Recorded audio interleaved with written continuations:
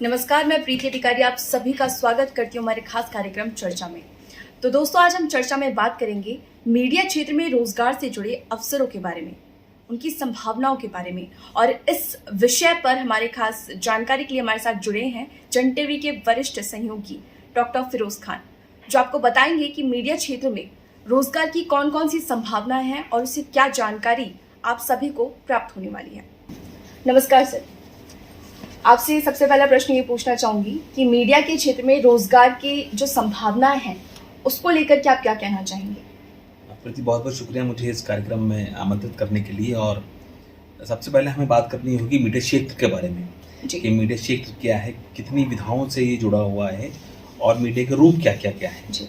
जैसे हम बात करते हैं, हमारे जो स्टूडेंट्स आते हैं जन टीवी में, जो लोग हमारे साथ कार्य करते हैं, जहाँ हम क्लासेस भी लेते हैं, मीडिया क्षेत्र अगर हम प्रिंट मीडिया की बात करते हैं या हम रेडियो की बात करते हैं या हम इलेक्ट्रॉनिक मीडिया की बात करते हैं, जब तो एक डिजिटल प्लेटफॉर्म भी आ गया है। जी बिल्कुल, मीडिया ने अपना विस्तार बढ़ा लिया है।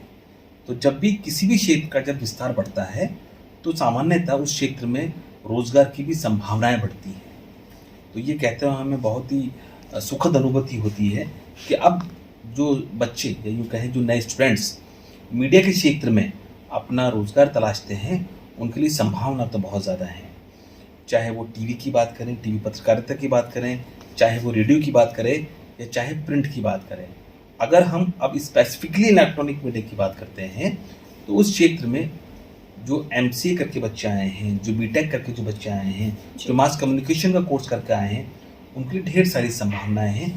अलग अलग डिपार्टमेंट्स हैं, अलग अलग स्किल सेट चाहिए होते हैं और बच्चों के लिए मीडिया क्षेत्र में आने वाले दौर में और इस दौर में भी हम रोजगार की बहुत संभावनाएं देख रहे हैं।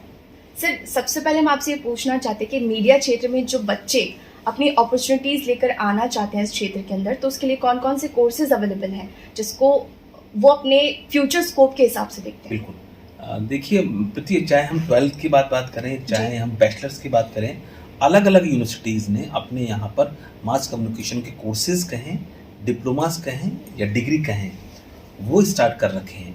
कुछ 12th के बाद बच्चे मास कम्युनिकेशन में BJMC या यूँ कहें BA in journalism and mass communication कर सकते हैं, जो सबसे एक अच्छा कोर्स माना जाता है, सबसे इजी माना जाता है और बच्चों को उसमें एडमिशन होना आसान इसलिए भी है कि कुछ प्राइवेट यूनिवर्सिटीज़ या कुछ गवर्नमेंट यूनिवर्सिटीज़ अब डायरेक्ट एडमिशन उसमें लेते हैं 12th के बेसिस पर।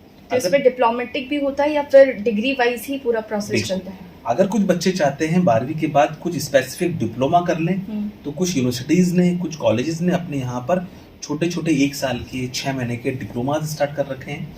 कुछ हमारी ऑनलाइन जो यूनिवर्सिटीज़ हैं, जैसे हम इग्नो की बात करते हैं या कुछ और यूनिवर्सिटीज़ जो हैं, कोटा ओपन यूनिवर्सिटी की बात करते हैं, या कुछ प्राइवेट यूनिवर्सिटी जैसे मणिपाल यूनिवर्सिटी है, वो 12th के बाद आपको बैचलर कोर्स भी प्रोवाइड करवाती है और वो 12th के बाद ही आपको कुछ स्पेसिफिक शॉर्ट टर्म कोर्सेज भी अवेलेबल करवा सकती है। अगर आप चाहते हैं मुझे एंकरिंग में कोर्स करना है तो आप एंकरिंग का एक छोटा डिप्लोमा कर सकते हैं। कुछ लोग चाहते हैं कि मुझे वीडियो एडिटिंग में कुछ काम करना है तो वो वीडियो एडिटिंग का काम कर सकते हैं, उस पर डिप्लोमा ले सकते हैं। बट जनरली हम लोगों को, बच्चों को ये प्रेफर कराते हैं, ये समझाते हैं, उनको ये गाइडेंस देते हैं कि अगर आप 12th के बाद कोई बैचलर्स डिग्री कर लें तो बेटर रहेगा। तो they will go for BA in journalism and mass communication. और अगर किसी बंदे ने ग्रेजुएट कर लिया है, कोई स्टूडेंट ग्रेजुएट हो चुका है, तो वो अपना कैरियर PG कोर्सेज में यानी mass communication, MA in mass communication and journalism यानी MGMC में भी आकर अपना कोर्स पूरा कर सकते हैं। इन 2 कोर्सेज, ये बेसिक 2 कोर्सेज हैं, चाहे BAGMC हो चाहे MGMC हो। इनको करने के बाद यूँ कहें कि academically he is ready to work into the field of media. BJMC course और MGMC कोर्स जो हैं प्राइवेट यूनिवर्सिटीज़ करवाते हैं, कॉलेजेस करवाते हैं, ऑनलाइन कर सकते हैं, ऑफलाइन कर सकते हैं। अलग अलग यूनिवर्सिटीज़ की अलग अलग फीस स्केल्स होती हैं।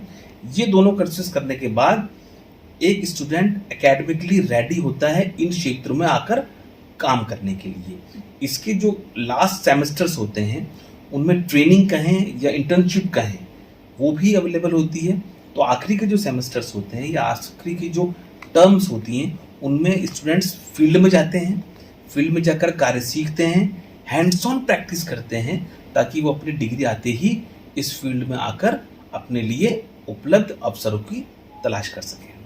बट एक क्वेश्चन जनरली सबके मन में ये भी आता है कि अगर हम पीजी कोर्सेज ना करें और बेसिक कोर्स करके हम किसी फील्ड में उतरते हैं तो क्या वो उतना नॉलेजेबल होता है या नहीं? बहुत अच्छा प्रश्न किया प्रीति तुमने। देखिए, अगर कोई स्टूडेंट अगर एक डिप्लोमा कोर्स करके किसी स्पेसिफिकली मीडिया हाउस में, चाहे वो इलेक्ट्रॉनिक मीडिया हो, प्रिंट मीडिया हो, उसमें आता है तो वो एक जॉब इजी अवेलेबल हो जाती है।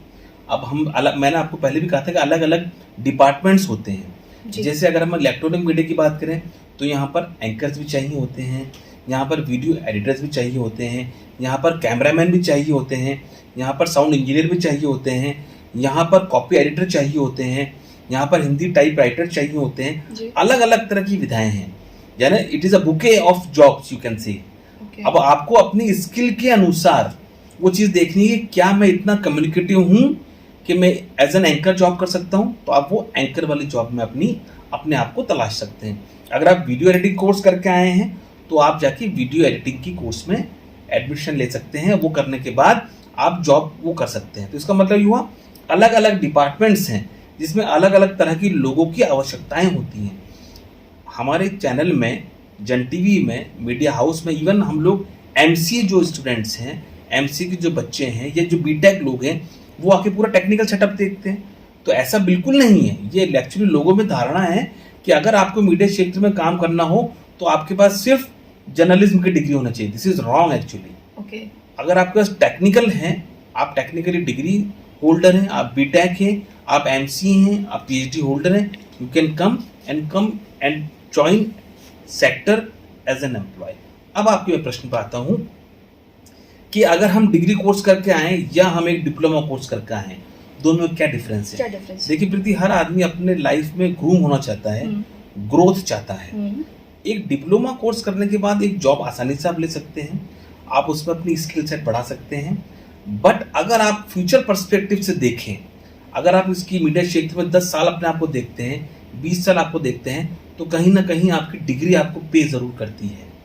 अगर आप फ्यूचर में देखेंगे कि आपको प्रमोशन किस तरह मिलेगा, आपकी सैलरी स्ट्रक्चर किस तरह मिलेगी, तो जनरली मैनेजमेंट, कोई भी मैनेजमेंट आप कहें, उन लोगों को ज़्यादा प्रेफरेंस देते हैं जिनके पास डिग्री मास्टर्स की हो। मतलब उनके पास नॉलेज होने के साथ साथ डिग्री होना भी उतना ही ज़्यादा इम्पोर्टेंट है। अगर आप अपने आप को थोड़े दिनों बाद मैनेजरियल लेवल पर देखना चाहते हैं तो जी, लेकिन अल्टीमेटली आपके स्किल सेट ही काम आते हैं।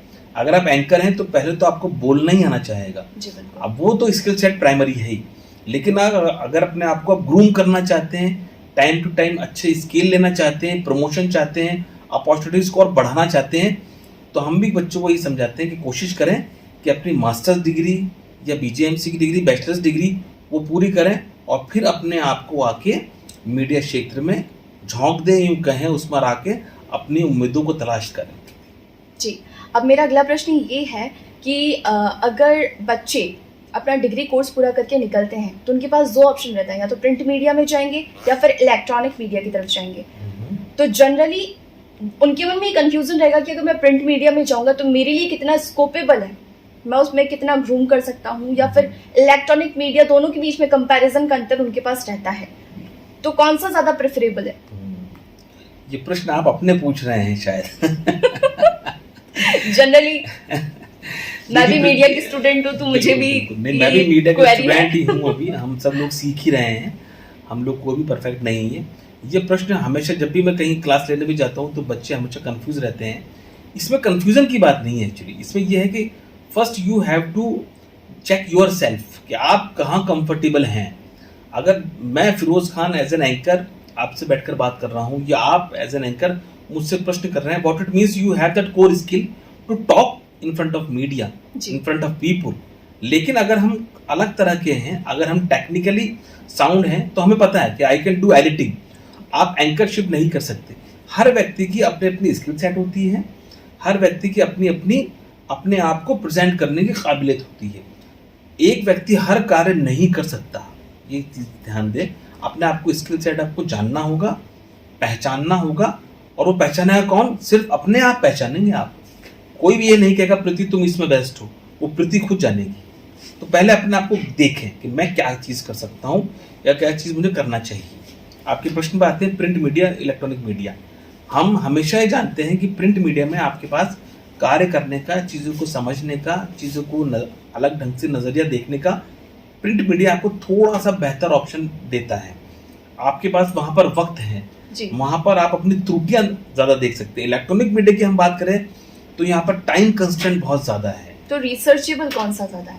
अगर आप अपना कैरियर स्टार्ट करना चाहते हैं हमेशा, तो हम चाहते हैं या हम लोगों को सलाह देते हैं, बच्चों को भी हम अच्छे कहते हैं कि आप प्रिंट मीडिया से शुरू करके फिर धीरे धीरे इलेक्ट्रॉनिक मीडिया की तरफ आएँ, क्योंकि प्रिंट मीडिया में जिसने काम किया है उसको न्यूज़ बनाने का बेहतर समझ हो सकती है। मैं यूँ नहीं कह रहा कि इलेक्ट्रॉनिक मीडिया वालों को समझ नहीं है, I am talking about the student perspective, basic. आप वहाँ प्रूफ रीडिंग कर सकते हैं ज़्यादा, आपके पास वहाँ वक्त ज़्यादा है एक न्यूज़ को सही ढंग से समझने का, सही ढंग से छापने का, सही ढंग से उसको पेपर पर उतारने का आपके पास वक्त ज़्यादा है। हालांकि अब प्रिंट मीडिया ने भी अपना डिजिटल प्लेटफॉर्म शुरू कर दिया है, तो उनके पास भी टाइम कंस्टेंट तो हो गया, बट हमारी राय जनरल ये होती है कि आप पहले प्रिंट से अपना कैरियर शुरू करें, वहाँ चीज़ें सीखें, और हर चीज़ सीखने के लिए अपने आप को झोंकना पड़ता है, अपने आप को टाइम कंस्टेंट से निकाल कर अपनी लिमिट क्रॉस करनी पड़ती है। उसके बाद आप धीरे धीरे अगर इलेक्ट्रॉनिक मीडिया में मूव करते हैं तो definitely you will have a wonderful career in electronic media, अगर आप प्रिंट से सीख कर मीडिया में आए हैं। तो दोस्तों, चर्चा के इस खास एपिसोड में हमारे साथ जुड़े थे हमारे वरिष्ठ सहयोगी डॉक्टर फिरोज खान, जिन्होंने आपसे साझा की मीडिया क्षेत्र में रोजगार की बढ़ती संभावनाओं के बारे में और उनसे जुड़े खास कोर्सेज के बारे में, जिससे आप अपने जॉब अपॉर्चुनिटीज पर फोकस कर सके। आज के एपिसोड में बस इतना ही, फिर मिलेंगे नए मुद्दे के साथ हमारे चर्चा के इस खास कार्यक्रम में। नमस्कार।